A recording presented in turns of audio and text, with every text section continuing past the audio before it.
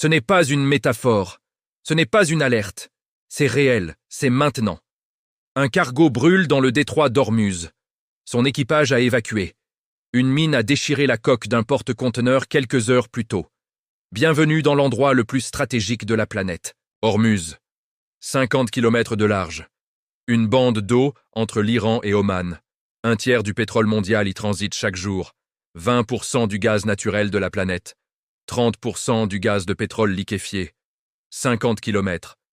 C'est tout ce qui sépare le monde de la pénurie. L'Iran avait une carte dans la Manche. Une carte que personne ne voulait voir jouer. Les mines. Des engins explosifs capables de couler un pétrolier ou de briser un navire militaire en deux sous son propre poids. L'Iran en possède des milliers. 5000 raisons pour lesquelles aucun assureur ne veut couvrir un tanker qui tente de franchir le détroit. La réponse américaine a été immédiate.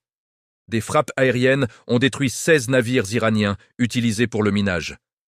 Des missiles ont frappé les positions des gardiens de la Révolution. Mais les gardiens ont répondu. Dans la nuit, les cargos continuèrent de brûler. Téhéran n'avait plus grand-chose à perdre. Sa marine affaiblie. Son économie étranglée. Ses sites nucléaires détruits. Mais quand un État est acculé, il ne cherche plus à gagner.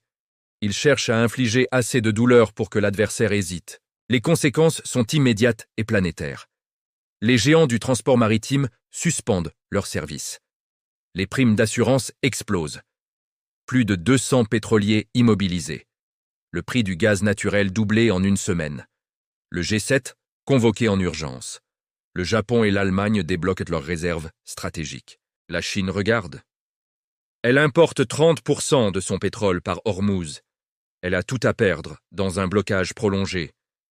Et peut-être quelque chose à gagner dans le chaos. Pékin ne tire pas. Pékin observe. Pékin calcule. Le commerce maritime se redéploie. Les routes se rallongent de 2 semaines. Le cap de Bonne-Espérance devient l'alternative forcée. Les usines ralentissent. Les supermarchés se vident. L'onde de choc d'Ormuz touche chaque continent. La mine n'est pas une arme de victoire. C'est une arme de dissuasion par la destruction mutuelle assurée. Celui qui la pose sait qu'il se blesse aussi. Mais dans la logique de la guerre totale, la douleur partagée devient une arme en elle-même. Et le déminage complet du détroit pourrait prendre des semaines, des mois, 50 km.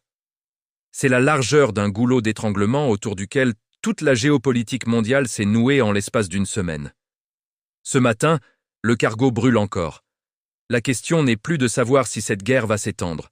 La question est de savoir jusqu'où elle peut aller avant que quelqu'un appuie sur stop.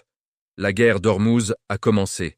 Si cette analyse vous a éclairé, abonnez-vous à Atlas du pouvoir. Parce que pendant que les autres vous montrent les flammes, nous vous expliquons qui a allumé le feu.